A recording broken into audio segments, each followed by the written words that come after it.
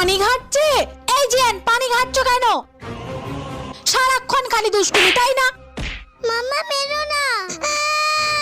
চলো শিগগিরই ঘরে। ছেলেটাকে দেখেছো? আবার রোদে গিয়ে খেলছে। এই, তুমি রোদে খেলছো কেন? চলো শিগগিরই ঘরে, একদম কথা শোনে না। জিহান খাচ্ছে, কই গিয়ে দেখি তো। জিহান, না মাম্মা মেরো না।